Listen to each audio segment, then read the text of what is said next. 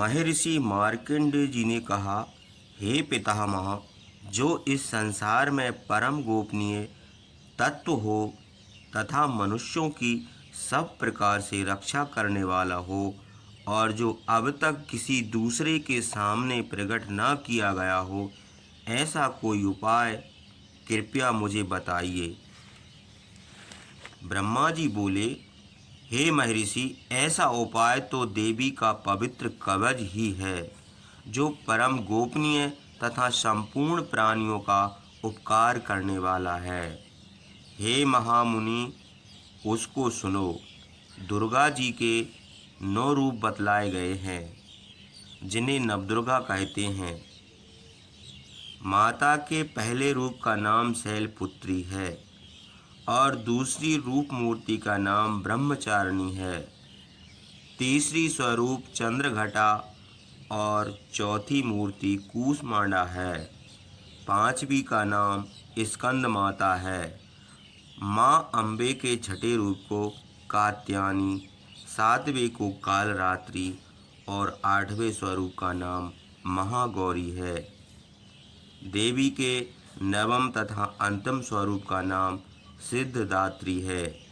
नवदुर्गा के ये नाम महात्मा ब्रह्मा जी के द्वारा प्रतिपादित हुए हैं। जो मनुष्य दुख रूपी अग्नि में जल रहा हो, युद्ध भूमि में शत्रुओं से आक्रांत हो गया हो, घोर संकट में फंस गया हो तथा इस प्रकार भय से आतुर हो गया हो, तब वह भगवती नवदुर्गा की शरण में जाए। जो माता की शरण में जाते हैं, उनका कुछ भी अमंगल नहीं होता। युद्ध आदि के समय संकट पड़ने पर उन्हें कोई विपत्ति नहीं दिखाई देती और उन्हें शोक, दुख और भय से मुक्ति मिलती है। जो श्रद्धा भक्ति पूर्वक देवी का स्मरण करते हैं, उनको निश्चय ही कल्याण एवं उन्नति प्राप्त होती है। हे देवश्री, जो तुम्हारा चिंतन स्मरण करते हैं, उनकी तुम निस्संदेह रक्षा करती हो।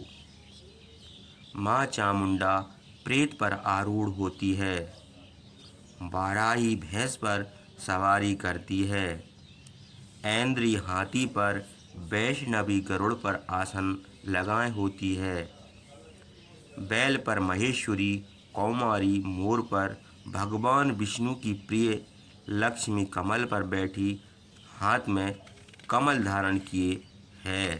श्वेत रूप धारण करने वाली देवी ईश्वरी बैल की सवारी करती है। सभी आभूषणों से शोभित देवी ब्राह्मी हंस पर बैठी हुई है।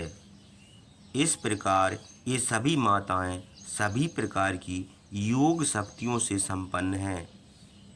इन सभी देवियों के अतिरिक्त और भी बहुत सी योग शक्तियां से संपन्न देवियां हैं, जो अनेक अलंकारों से शोभित अनेक प्रकार की कीमती आभूषणों व रत्नों से विभूषित हैं। संपूर्ण देवियां रथ पर बैठी हुई हैं। क्रोध से आपूरित अपने प्रिय भक्तों की रक्षा के लिए शंख, चक्र, गदा, शक्ति, हल और मूसल को अपने हाथों में लिए हुए हैं। खैटक और तोमर, परशु तथा पास, कुंत और त्रिशूल तथा उत्तम सारंग धनुष, इन सभी शास्त्रों को देवी अपने हाथों में धारण करती हैं। दैत्यों के शरीर के नाश के लिए, भक्तों को अभय दान के लिए तथा देवताओं के कल्याण के लिए ही ये अस्त्र शस्त्र धारण करती हैं। कवच आरंभ करने से पहले इस प्रकार स्तुति करना चाहिए। महारौद्र रूप धारण करने वाली और अत्यंत पराक्रमी, महाशक्तिशालिनी और महान उत्साह वाली देवी, तुम विकट भय का नाश करने वाली हो। तुम्हें नमस्कार है। कठिनाई में दर्शन देने वाली, शत्रुओं में भय को बढ़ाने वाली पूर्व दिशा में ऐन्द्र शक्ति देवी मेरी रक्षा करो। अग्नि कोण में अवस्थित हे अग्नि देवता मेरी रक्षा करो। बाराही दक्षिण में नैऋत्य में खड़ंग धारणी मेरी रक्षा करो। पश्चिम में वारुणी और वायव्य में मृगवाहिनी हे माँ मेरी रक्षा करो। उत्तर में कौमारी और ईशान में शूलधारिणी देवी मेरी रक्षा करो। ब्राह्मणी मेरी ऊपर से रक्षा करो। वैष्णवी देवी मेरी नीचे से रक्षा करो। इसी तरह सब का वाहन करने वाली चामुंडा देवी दसों दिशा में मेरी रक्षा करो। जया आगे से विद्या पीछे से मेरी रक्षा करें।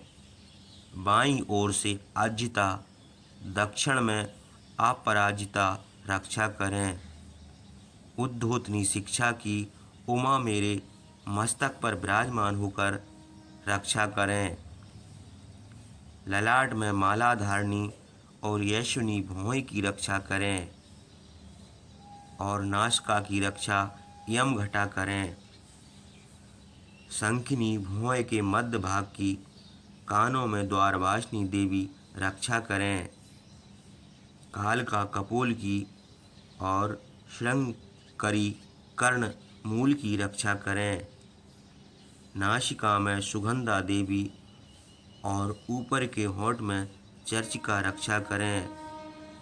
अमृत कला नीचे के होंठ में सरस्वती देवी जिहा में रक्षा करें। दांतों में कौमारी और कंठ में देश में चंड का रक्षा करें।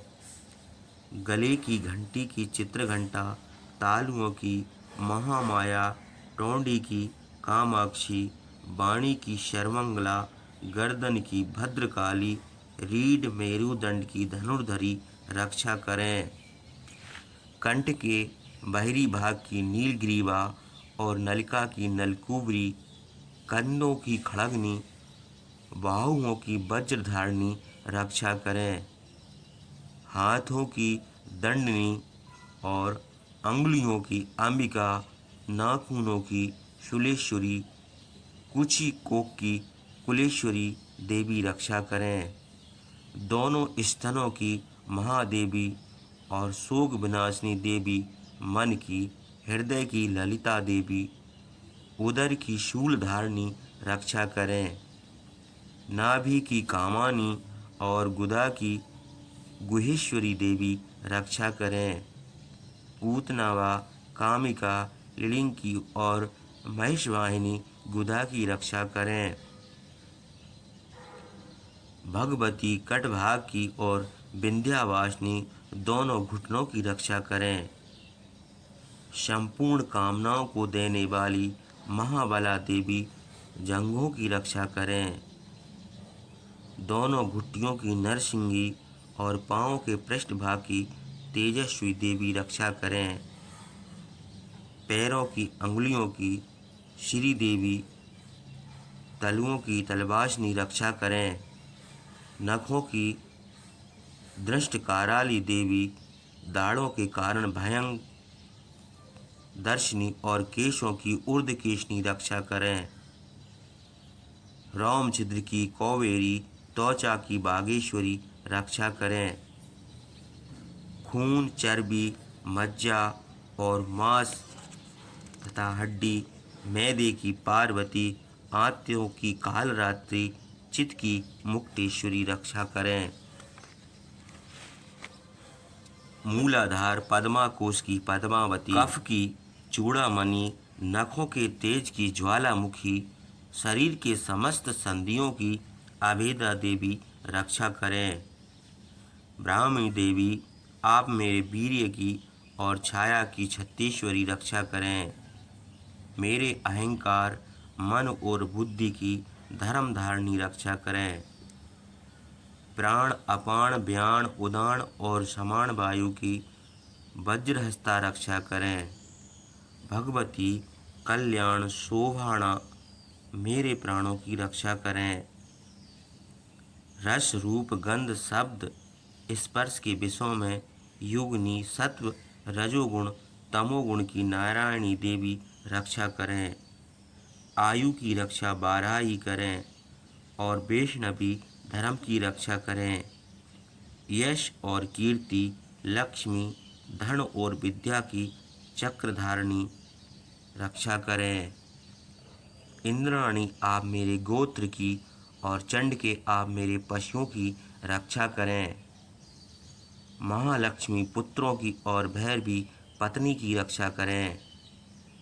मार्ग में शुभ करने वाली शुभता देवी तथा मार्ग की क्षेम करी रक्षा करें। राजद्वार में महालक्ष्मी रक्षा करें तथा चारों ओर व्याप्त रहने वाली विजया देवी मेरी रक्षा करें। हे पापनाशनी देवी, जो स्थान कवच में नहीं कहा गया और रक्षाहीन है, उन सब की रक्षा करें, क्योंकि आप विजयाशालिनी और पापनाशनी है। यदि मनुष्य अपना कल्याण चाहे तो कवच के पाठ के बिना एक कदम भी बाहर ना जाए, ना यात्रा करे। कवच का पाठ करके एवं कवच के द्वारा सब ओर से सुरक्षित जहाँ जहाँ भी प्राणी जाता है, वहाँ वहाँ उसे धन की प्राप्ति तथा संपूर्ण इच्छाओं की पूर्ति तथा सफलता प्राप्त होती है। वह जिस अविष्ट वस्तु का चिंतन करता है, उसको मनुष्य प्राप्त करता है।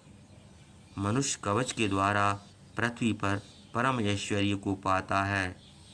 कवच से सुरक्षित मनुष्य निर्भय हो जाता है।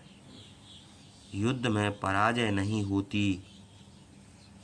वह तीनों लोकों में पूज्य होता है। देवी का यह कवच देवताओं को भी दुर्लभ है। जो मनुष्य प्रतिदिन तीनों संध्या में श्रद्धा पूर्वक इसका पाठ करते हैं, उसे देवी कला प्राप्त होती है तथा वह तीनों लोकों में पराजित नहीं होता और अकाल मृत्यु के भय से रहित होकर 100 वर्षों तक इस मृत्यु लोक में आनंद पूर्वक जीवित रहता है। उसके मकरी चेचक और कोढ़ आदि संपूर्ण रोग नष्ट हो जाते हैं। कनेर भांग अफीम धतूरे आदि का स्थावर विष सांप और बिच्छू आदि के काटने से चढ़ा हुआ जंगम विष तथा अहफेन और तेल के सहयोग से बनने वाला कृत्रिम विष, ये सभी प्रकार के विष दूर हो जाते हैं। उनका कोई प्रभाव नहीं होता। मारण मोहनाद समस्त अभिचारक प्रयोग और यंत्रों मंत्रों से होने वाले अरिष्ट, ये सब कवच को धारण कर लेने पर उस मनुष्य को देखते ही दूर हो जाते हैं। यही नहीं, पृथ्वी विचरण करने वाले ग्राम देवता आकाशचरी देव विशेष जल से उत्पन्न एवं उपदेश मात्र से सिद्धि निम्न कोट जन्म के साथ प्रकट होने और कुल में उत्पन्न हुए कुल देवता माला कंठमाला आदि तथा डाकनी सांकनी आकाश में विचरण करने वाली महाबली डाकनियाँ उस मनुष्य को देखते ही भाग जाती हैं। ग्रह भूत पिशाच यक्ष गंधर्व राक्षस ब्रह्म राक्षस बेताल कूष्मांडा और भैरव आदि अनष्टकारक देवता भी हृदय में कवच धारण करने पर उस मनुष्य को देखते ही भाग जाते हैं।